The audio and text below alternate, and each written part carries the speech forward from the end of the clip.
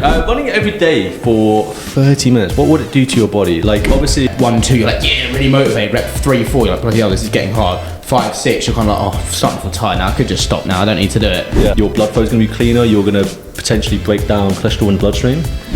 I get people that want to run for enjoyment because it can be enjoyable. Believe it or not, for those that don't like running can be enjoyable when you start doing it. Tell you one little frustrating thing for me today. When I was cycling to yours before we did the podcast. Yeah. So humans have evolved to outrun almost all the animals in the world over long distances, except. Welcome to You Know What, the podcast for you that dispels the myths and BS in the fitness industry whilst leveling up your A game in everyday life. We are your hosts, Nick Finch and Dan King.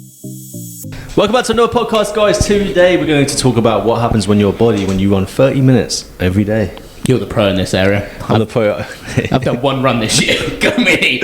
I don't do every day though. Mate, that's too much. Right, my running fact for you today, guys, is all running related. Is runners used to drink champagne as an energy drink. And they also used to take drugs, but I can't tell you which drugs because it would get demonetized. But they also took drugs because they thought it was an energy boost as well. It'd help performance. I can probably take a guess which drugs it was, but yes. Yeah. One of them you probably wouldn't guess because of H. Oh, really? Yeah. Wow. So, running every day for 30 minutes, what would it do to your body? Like, obviously, I don't think either of us have done that 30 minutes every day. Challenge for Feb. Yeah, well.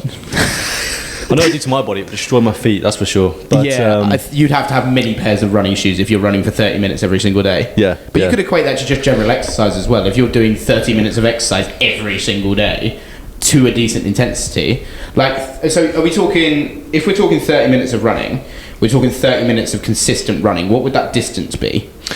Not too sure, but let's say that you're recovering fine because at the end of the day, 30 minutes every day, it could, like, I mean, the hardest geezer's doing it. He's running Africa, isn't he? Every single day he's running, 15, 20 miles, I think it is. And he's complaining about his bones and his spine degrading. So I think that's the major issue. He's actually getting degradation of the bone, which is like the osteoporosis, for example. So yeah, of course, if your recovery is good, then let's just ignore that factor. Your lung capacity would increase. Mitochondria in your cells would multiply. Alveolar surface area. Yeah. So what allows you basically to absorb oxygen in your lungs, which makes you allowed to go, and more of that oxygen that I've just consumed there will get absorbed into my bloodstream. Those things would then enhance your mental acuity, potentially less brain fog. Very fancy. Yeah. Potentially less brain fog, meaning that you can hold conversations better with people. You might find it easier to work harder at your job, find yourself less stressed. You can deal with stress better. Your blood flow is going to be cleaner. You're going to potentially break down cholesterol in the bloodstream. You know, cardio has been linked to improving blood cholesterol.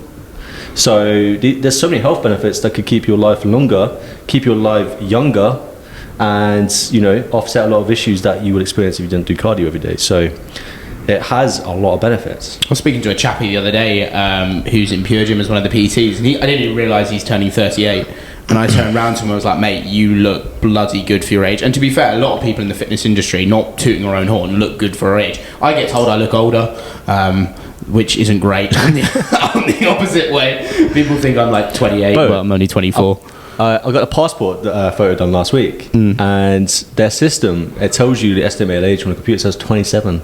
And I was like, fucking bang it. You're only 2 years technically away from my age at that point when I turned 25. That's what happens when you've got good lighting. Yeah, it's all about the light. See, this is why we have lighting. We have lighting so we look younger. We look younger, and then you don't see the bags under the eyes. But no, running, I think it's become a very popular form of exercise because it's so accessible. We were talking downstairs about this a little bit. Now, in terms of the runner's hype, what do you think, if you were going to turn around and give a tip to some runners out there, what would you say would be a good tip to give a runner who's just starting out running this year? Yeah, I get people that want to run for enjoyment because it can be enjoyable. Believe it or not, for those that don't like running can be enjoyable when you start doing it.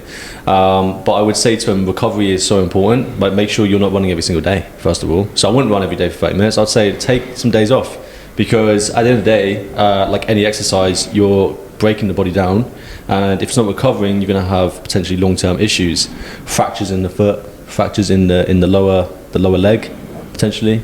David Goggins is a great example. Obviously, he's an extreme example, but he ran so hard and so far that his tibia snapped, and he just carried on running on it.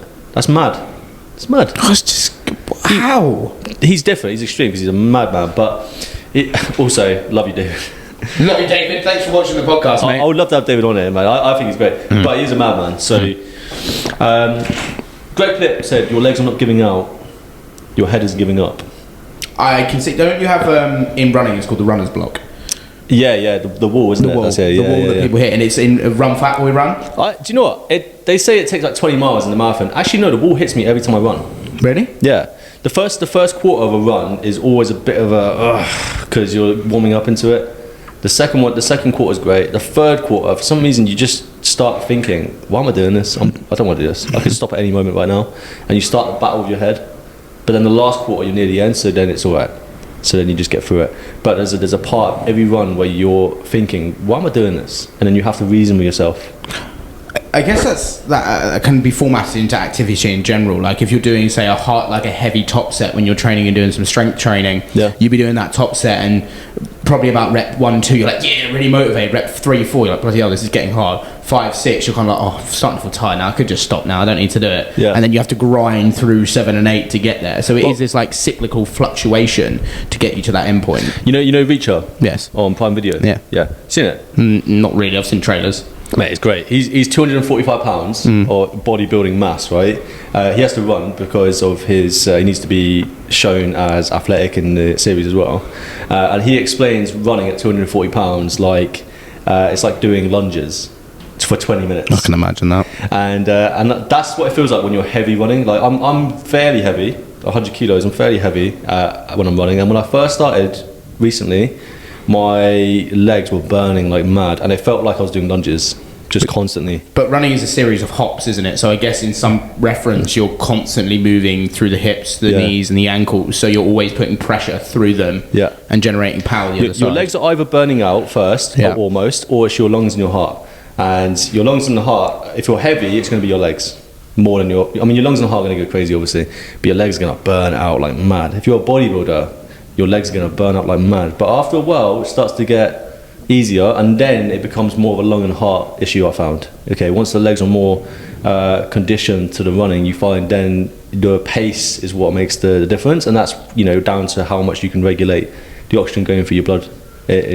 Keeping your muscles active. I tell you one little frustrating thing for me today. When I was cycling to yours before we did the podcast, there was a guy on an assisted bike go past me, and I have real it's intrinsic for me, and this is my ugly side coming out when I'm cycling, because he comes past me and I was like, fucking cheap, flying past you. I was just like, fucking cheap. Like we went up a hill together and he just flew past me. I'm like, I'm having to put so much work But he was overweight, right?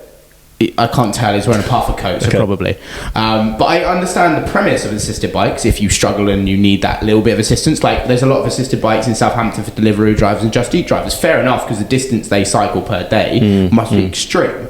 But I get really internally frustrated, and this is just me. This isn't having to dig at assisted bike owners. This is just me when I'm sitting there putting so much work in. Could you imagine if there was a mechanical aid for running and someone just ran past you with two bionic legs? Yeah. And you're like puffing and Oscar panting. Pistorious. Yeah.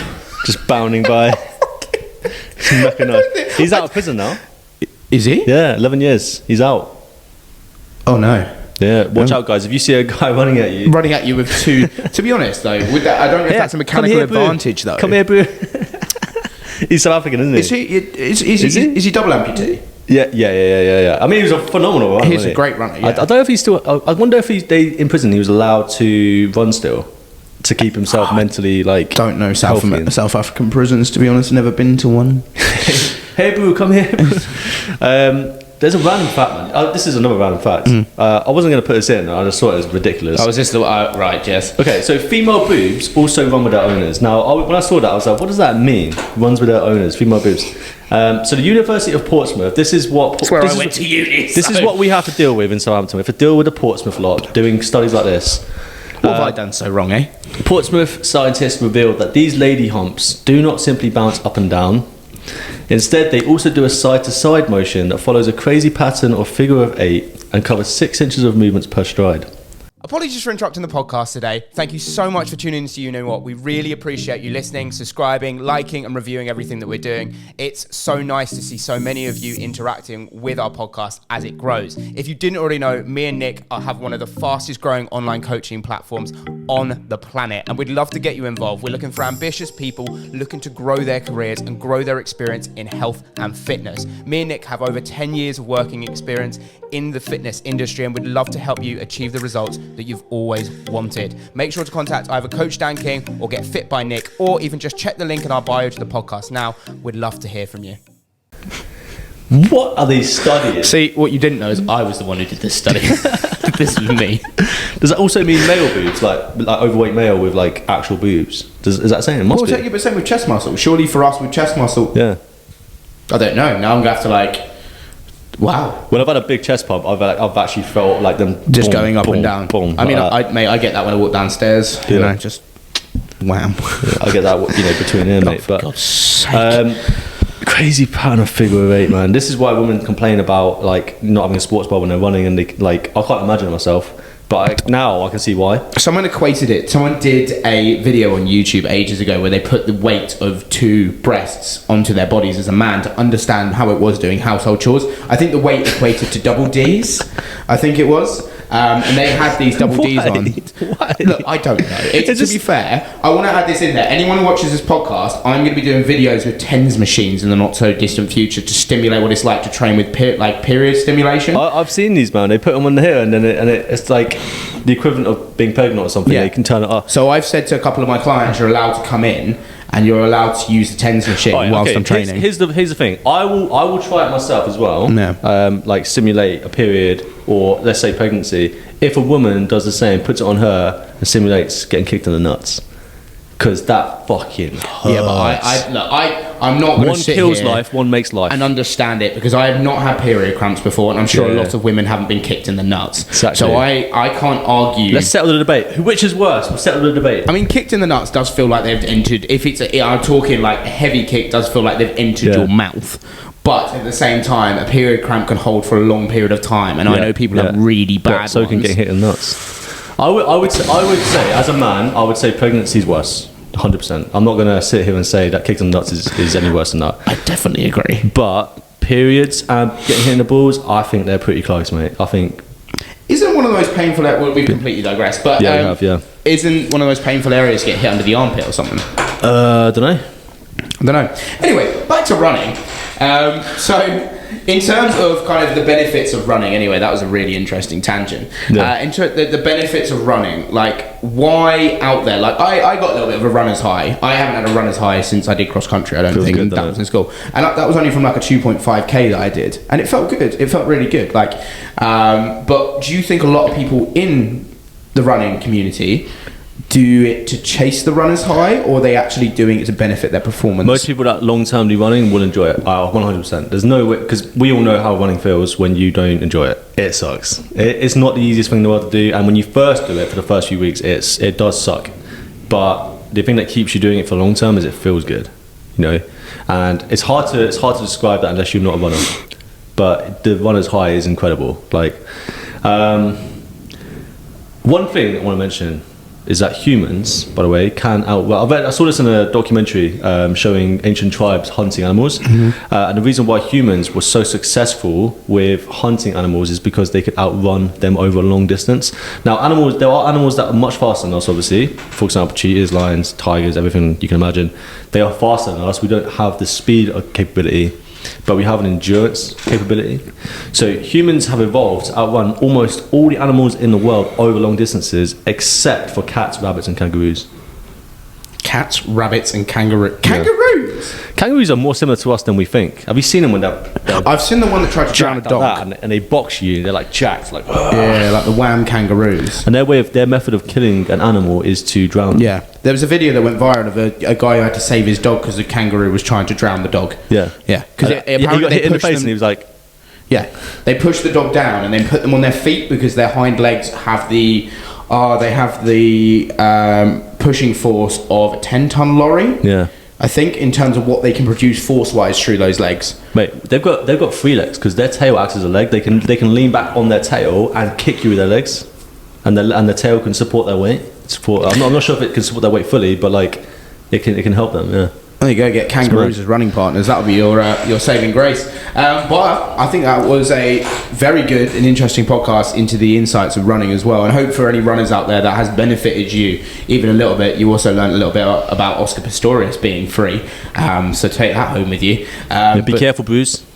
Bruce. But yeah, we appreciate you guys watching the podcast as always. And we always like to push it because one of the big areas that's going to help the podcast grow and it help more people is our subscribers, is our reviews, is our followers on social. So if you could please subscribe to the podcast, that'd be absolutely fantastic. And all you've got to do for a review is tap on the star button on Spotify. We really appreciate everyone who's listened to it for the last year. We're into season 2 now, and we're only going to level up from here. Like we're looking at big things this year. We're hoping to go to a lot of events and festivals to try and get more guests on here that we want to get on here. And hopefully it will be one of the top performing podcasts in the UK. Diary of a CEO, watch out. Just saying. Yeah, but yeah, awesome. We'll catch you guys later. Catch you later. Ciao.